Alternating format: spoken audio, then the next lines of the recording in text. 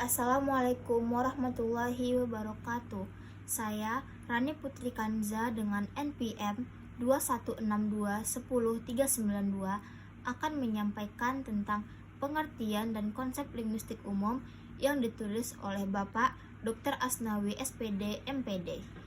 Sejarah singkat linguistik. Nama keilmuan suatu disiplin ilmu dalam waktu tertentu memperlihatkan objek dan cakupannya.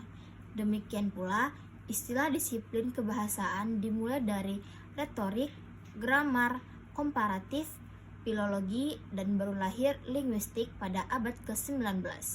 Seperti halnya dengan disiplin ilmu-ilmu lain, sejarah linguistik pun disebut-sebut bermula dari orang-orang Greek yang mengembangkan ilmu retorika.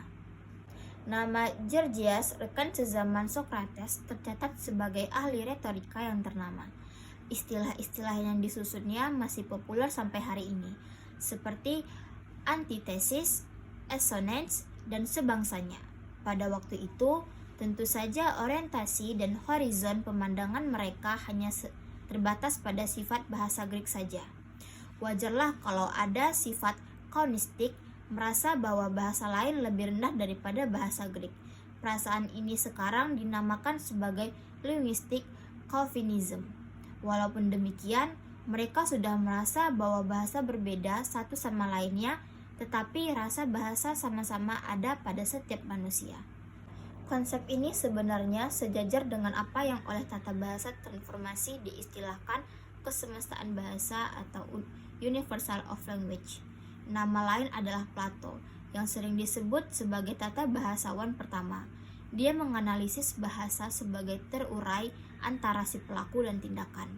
Kemudian, muridnya Aristoteles secara terperinci membagi ujaran menjadi beberapa unsur dan digolongkan pada jenis-jenis kata. Diperkenalkannya istilah seperti subjek, predikat, gender, number, case, person, tense, dan mood. Linguistik. Secara populer, orang sering menyatakan bahwa linguistik adalah ilmu tentang bahasa atau ilmu yang menjadikan bahasa sebagai objek kajiannya. Atau lebih tepat lagi, seperti dikatakan Martinet, linguistik adalah telaah ilmiah mengenai bahasa manusia. Apakah linguistik itu? Linguistik berarti ilmu bahasa, dari kata Latin lingua yang berarti bahasa. Dalam bahasa Inggris dan Prancis yang berarti language. Linguistik dalam bahasa Inggris berkaitan dengan language. Dalam bahasa Prancis, linguistique berkaitan dengan language. Dalam bahasa Indonesia, linguistik adalah nama bidang ilmu dan kata sifatnya adalah linguistik atau linguistik.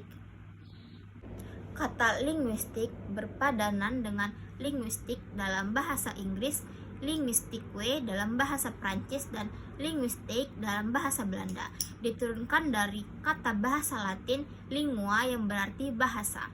Bahasa Prancis mempunyai dua istilah, yaitu lingue dan language, dengan makna yang berbeda. Langue, language, dan parole. Langue, suatu bahasa tertentu seperti bahasa Indonesia, bahasa Melayu, atau bahasa Arab, sifatnya abstrak. Language, bahasa secara umum, seperti tampak dalam ungkapan manusia punya bahasa sedangkan binatang tidak, sifatnya paling abstrak.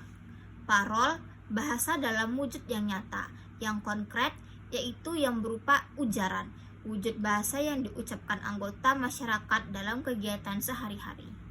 Apa itu linguis? Linguis adalah orang yang ahli dalam ilmu linguistik atau pakar linguistik. Selain itu, linguis juga berarti orang yang fasih dalam beberapa bahasa, misalnya bahasa Indonesia, bahasa Inggris, bahasa Arab, bahasa Belanda, dan lain-lain. Ilmu linguistik. Ilmu linguistik disebut juga dengan linguistik umum.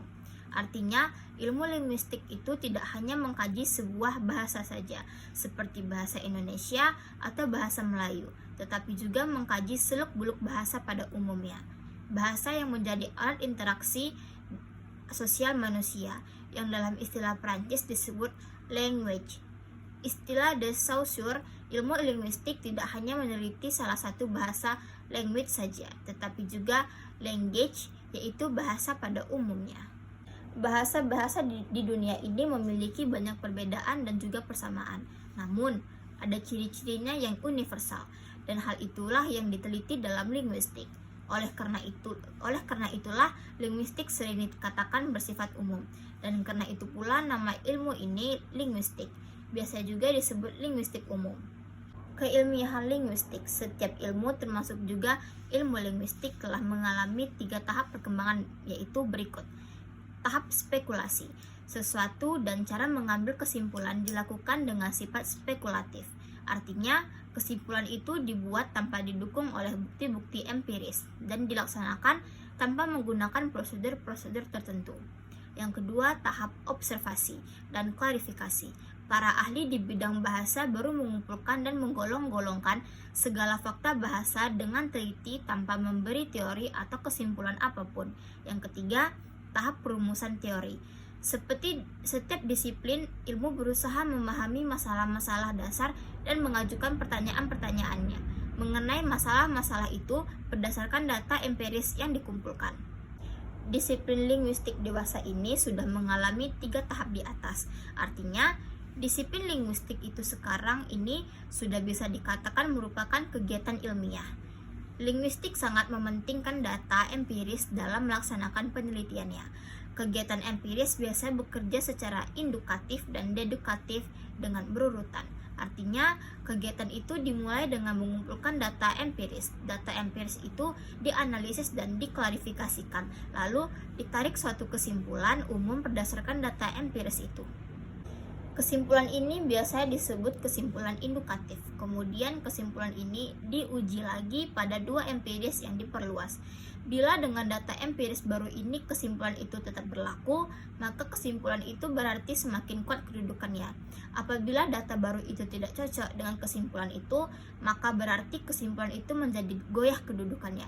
Jadi, perlu diwaspadai dan direvisi. Sebagai ilmu empiris, linguistik berusaha mencari keteraturan atau kaidah-kaidah yang hakiki dari bahasa yang ditelitinya. Karena itu, linguistik sering juga disebut ilmu nomotetik. Kemudian, sesuai dengan predikat keilmiahan yang disandangnya, linguistik tidak pernah berhenti pada suatu titik kesimpulan, tetapi akan terus menyempurnakan kesimpulan tersebut berdasarkan data empiris selanjutnya. Linguistik mendekati bahasa yang menjadi objek kajiannya, bukan sebagai apa-apa melainkan hanya sebagai bahasa. Apa objek kajian linguistik? Objek linguistik adalah bahasa. Istilah bahasa sering dipakai dalam arti kiasan, seperti dalam ungkapan bahasa, bahasa tubuh, bahasa alam, dan sebagainya. Itu tidak termasuk arti istilah bahasa dalam ilmu linguistik. Ada juga istilah bahasa dalam harafiah, artinya itu ditemukan dalam ungkapan seperti ilmu bahasa, bahasa Indonesia, bahasa Inggris, semestaan bahasa, dan sebagainya. Istilah kedua inilah bahasa menjadi objek ilmu linguistik. Linguistik sebagai ilmu pengetahuan spesifik. Ada beberapa macam ilmu pengetahuan, misalnya ilmu pengetahuan hukum, ilmu pengetahuan pasti dan alam, ilmu psikologi, dan lain-lainnya. Dalam masing-masing ilmu tersebut, bahasa dapat menjadi objek penelitian. Misalnya, seorang ahli ilmu alam dapat berspesialisasi dalam bidang bunyi, namanya akustik, dan menjadi seorang ahli teknologi telekomunikasi. Ia mengembangkan sebuah alat telepon yang lebih sempurna. Untuk itu, ia harus meneliti bunyi bahasa, karena telepon adalah alat komunikasi suara. Akan tetapi, ahli seperti itu tidak mutlak harus menjadi ahli linguistik. Kalau begitu, apa yang menjadi kekhususan ilmu linguistik?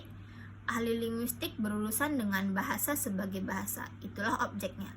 Yang menjadi kekhususan ilmu linguistik adalah bahasa sebagai bahasa. Subdisiplin linguistik. Berdasarkan objek kajiannya, apakah bahasa pada umumnya atau bahasa tertentu dibedakan antara linguistik umum dan linguistik khusus? Linguistik umum adalah linguistik yang berusaha mengkaji kaidah-kaidah bahasa secara umum. Linguistik khusus berusaha mengkaji kaidah-kaidah bahasa yang berlaku pada bahasa tertentu, seperti bahasa Indonesia atau bahasa Arab. Berdasarkan objek kajiannya, apakah bahasa pada masa tertentu atau bahasa pada sepanjang masa dapat dibedakan antara linguistik sinkronik dan linguistik diakronik. Linguistik sinkronik mengkaji bahasa pada masa yang terbatas. Misalnya, mengkaji bahasa Indonesia pada 20-an. Biasanya juga disebut linguistik deskriptif. Linguistik diakronik berupaya mengkaji bahasa pada masa yang tak terbatas, bisa sejak awal kelahiran bahasa itu sampai zaman punahnya bahasa tersebut, atau sampai zaman sekarang kalau bahasa itu masih tetap hidup, seperti bahasa Arab. Berdasarkan objek kajiannya, apakah struktur internal bahasa atau bahasa itu dalam hubungannya dengan faktor-faktor di luar bahasa dibedakan adanya linguistik mikro dan linguistik makro. Linguistik mikro mengarahkan kajiannya pada struktur internal suatu bahasa tertentu atau struktur internal bahasa pada umumnya, misalnya fonologi, morfologi, sintaksis, semantik, dan leksikologi. Linguistik makro menyelidik bahasa dalam kaitannya dengan faktor-faktor di luar bahasa.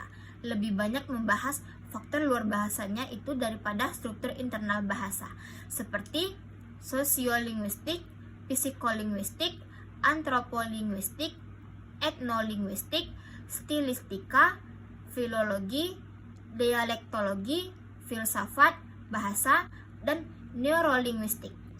Berdasarkan tujuannya, apakah penyelidikan linguistik itu semata-mata untuk merumuskan teori ataukah untuk diterapkan dalam kehidupan sehari-hari? Dibedakan linguistik teoretis dan linguistik terapan. Linguistik teoretis berusaha mengadakan penyelidikan terhadap bahasa atau bahasa-bahasa, atau juga terhadap hubungan bahasa dengan faktor yang berbeda di luar bahasa untuk menemukan kaidah-kaidah yang berlaku dalam objek kajian itu. Linguistik terapan berusaha mengadakan penyelidikan terhadap bahasa atau hubungan bahasa dengan faktor-faktor di luar bahasa untuk kepentingan memecahkan masalah-masalah praktis yang terdapat dalam masyarakat, misalnya penyusunan kamu, dan lain-lain. Berdasarkan aliran teori yang digunakan dan pendidikan bahasa, dikenal adanya linguistik tradisional, linguistik struktural, linguistik transformasional, linguistik generatif semantik, linguistik relasional, dan linguistik sistematik. Demikianlah yang dapat saya sampaikan. Terima kasih. Assalamualaikum warahmatullahi wabarakatuh.